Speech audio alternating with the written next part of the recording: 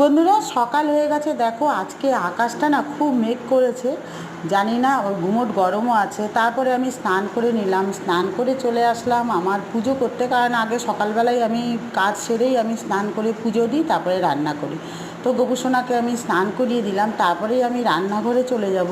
কারণ হলো আমি আজকে হলো শুক্রবার, কালকে ছিল বৃহস্পতিবার, কালকে আমার একটা ষষ্ঠী ছিল। তো ষষ্ঠীটা করা হয়ে গেছে, এই জন্য আজকে আমি ভোরবেলায় উঠে পড়েছি। তারপরে আমি রান্নাঘরে এসে গেছি। রান্নাঘরে আজকে সকালের টিফিন করছি, দেখো বেগুন ভাজছি। তো একটা বেগুন এনেছিল, বেগুনটা আমাদের একটু পোকা ছিল, সেটা বাদ দিয়ে দিয়েছি। তো আগে কিছুটা ভাজা হয়েও গেছে, এই যে আর আর তিনটে আছে, এই ফ্রাই প্যানটাই আমি ভাজি। তো বেগুন ভাজা হয়ে যাওয়ার পরে আর কি রান্না করব বলো তো? আজকে করব পুঁই শাক, পুরো নিরামিষভাবে। পুঁই শাকের রেসিপিটা আমি পরে পোস্ট করব। তো পুঁই শাকগুলো আমি কেটে নিয়েছি, সকালবেলায় কেটে ধুয়ে বেছে রেখে দিয়েছি। আর এদিকে দেখো না রুটি করছি, কারণ আজকে রুটি আর বেগুন ভাজা করব টিফিন।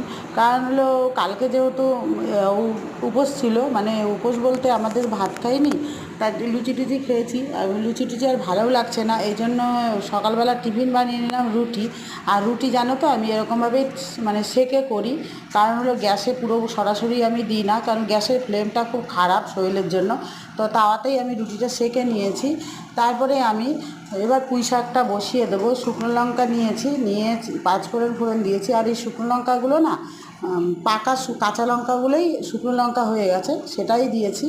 এইবার আমি বসিয়েছি, পুঁই শাকটাকে করে নিচ্ছি।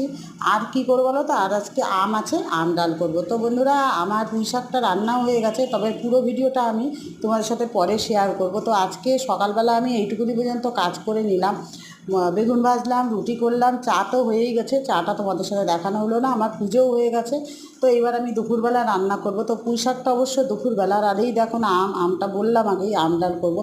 তো দেখা হবে আবার নেক্সট ভিডিও বন্ধুরা।